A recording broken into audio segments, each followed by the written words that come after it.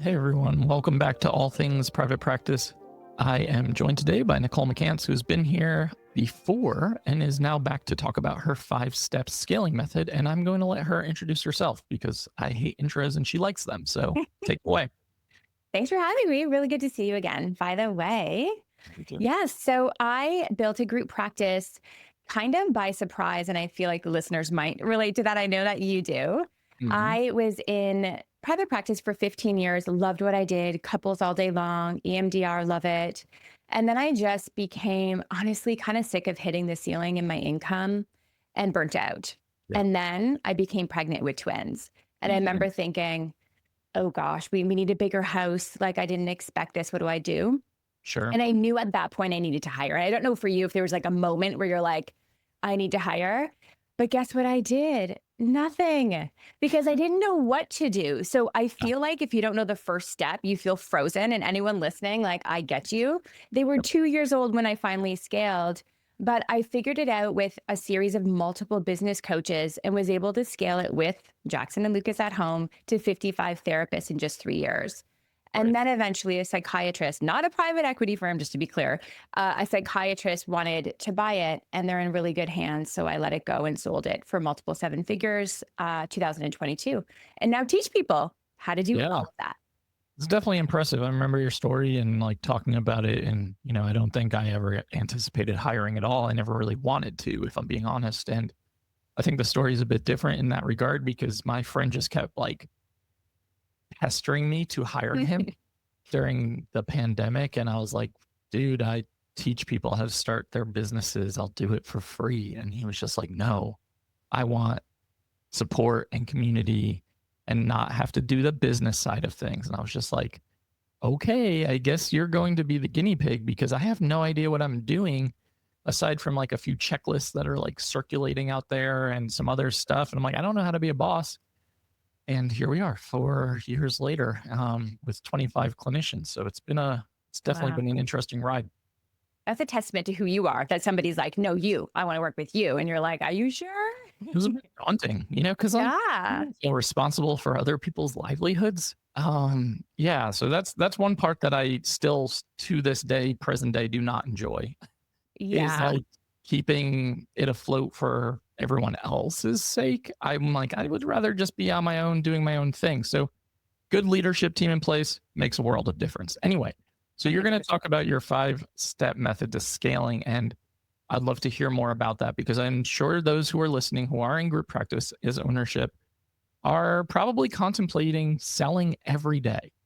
And I Yeah. think it would be really, there would not be transparency if you were thinking like, I never think about selling my practice. And I know there's a lot of emotion that comes with that, guilt, shame, all the things. Mhm. But in reality, burnout is real and group practices are assets. And I see too many people kind of say like, I'm just going to wipe my hands of it.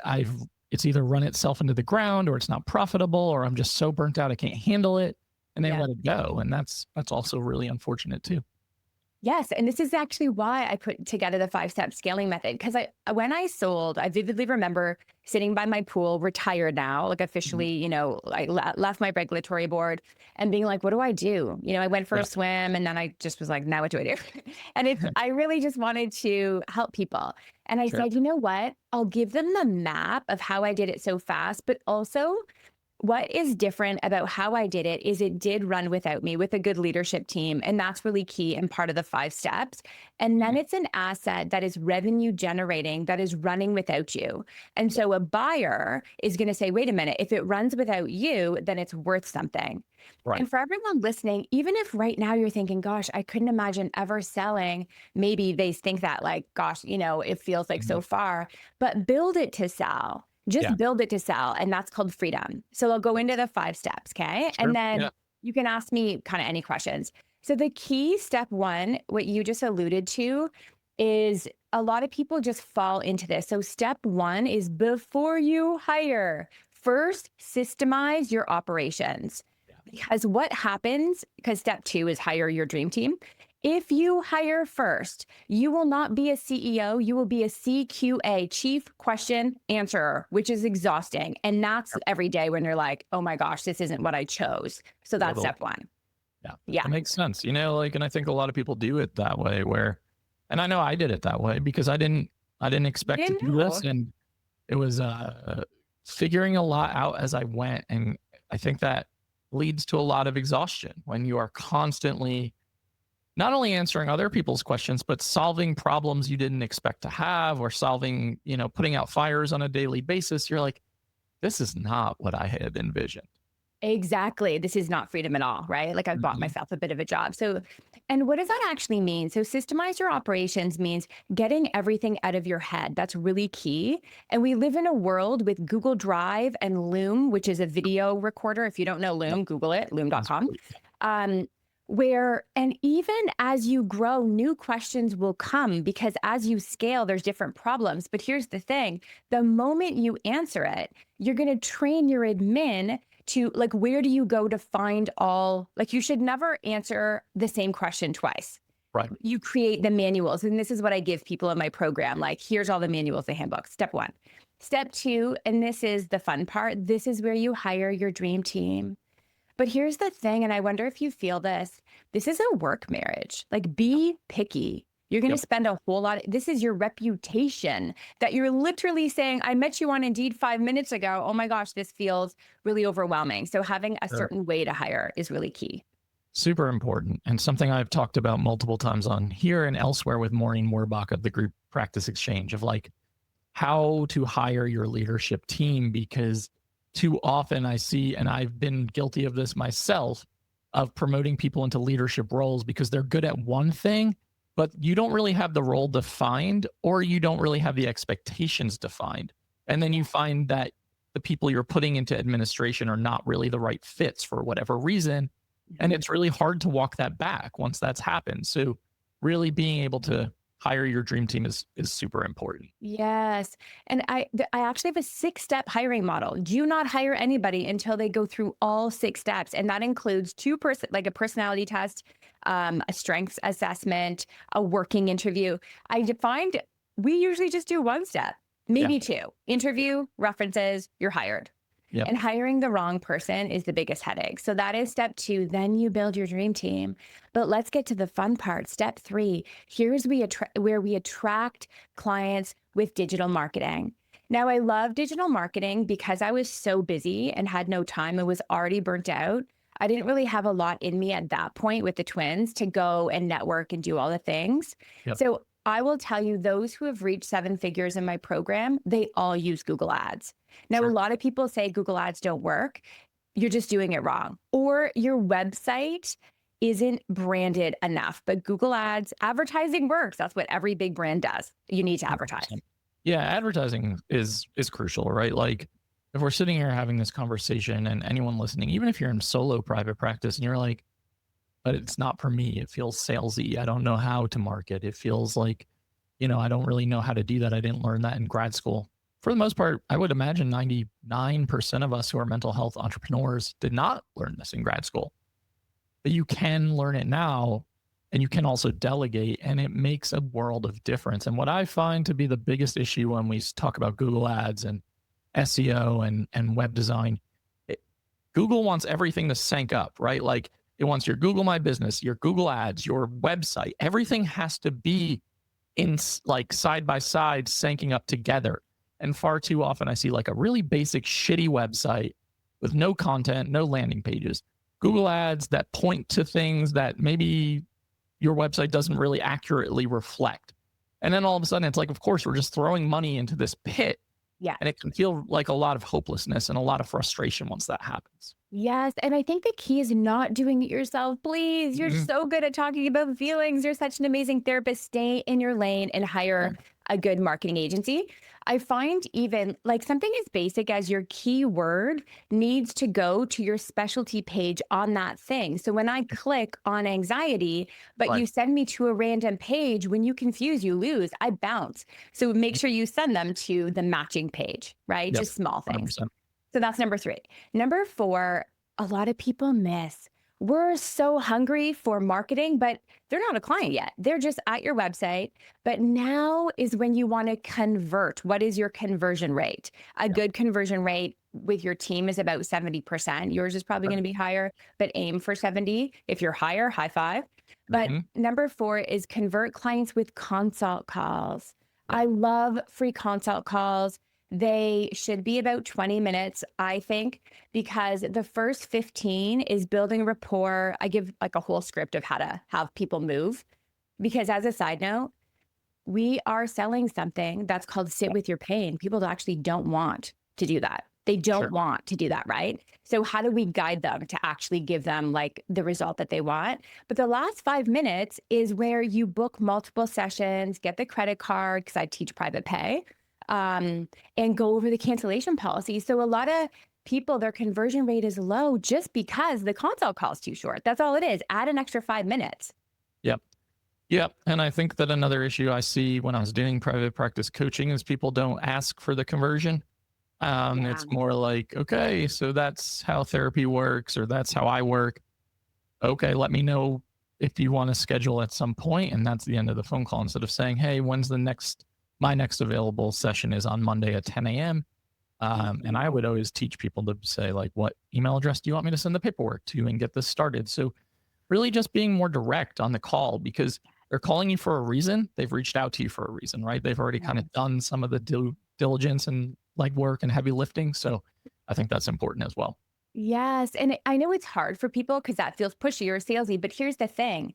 What if they're depressed? They lack the motivation. They need you to be a guide, to hold their Yeah. hand, to literally what we sell is have a better life.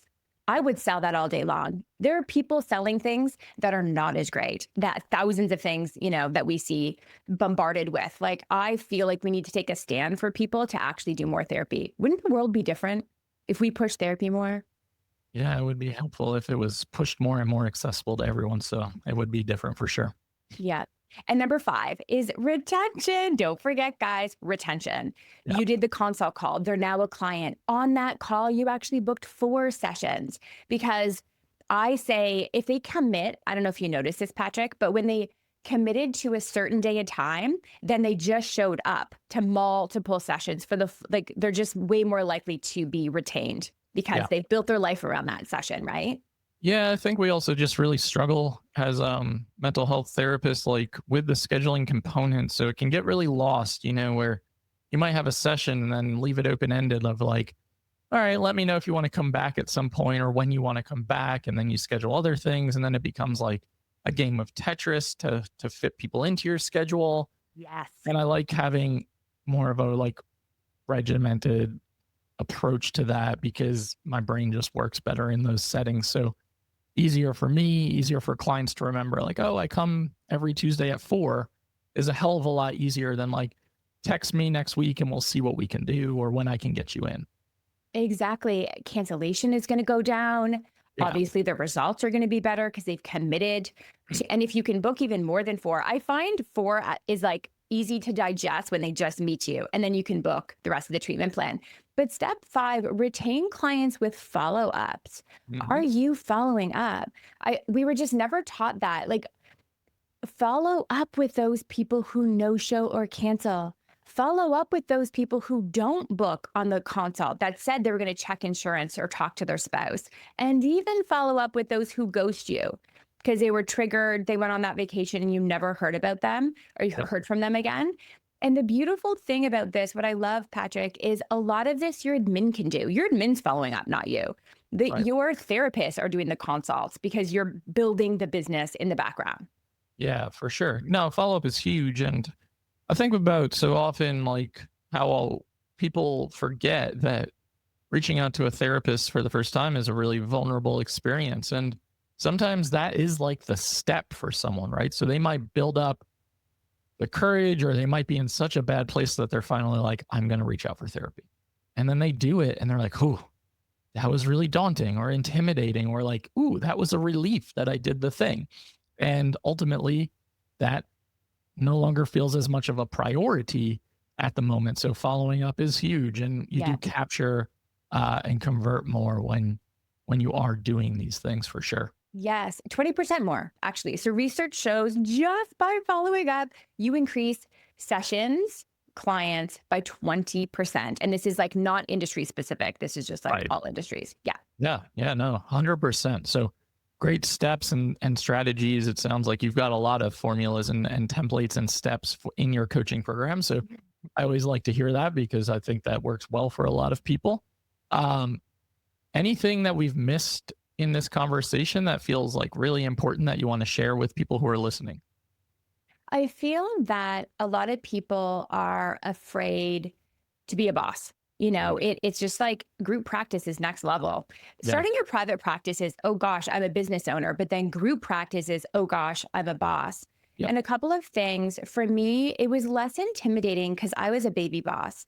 And so I hired baby therapists. I actually started with interns. If you live in California, you can't hire interns. So double check where you live and pre-qualifying because that just felt like, you know what? It was less intimidating. So know that there's certain ways where this could be easy and just hire one, just one. No. Don't think like, honestly, Patrick, if you were to tell me, Nicole, one day you would have 55 therapists, I would look at you and laugh. It wasn't like I didn't plan that. It's just one step in front of the other and working with someone who's done it before because Yep. there's 100 mistakes that they will save you from.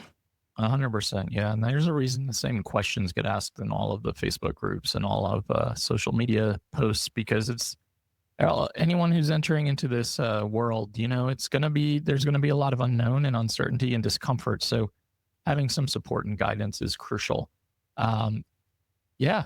Good conversation, good tips, good strategies. And Nicole has all of these downloadable resources and freebies. So we'll have that in the show notes too.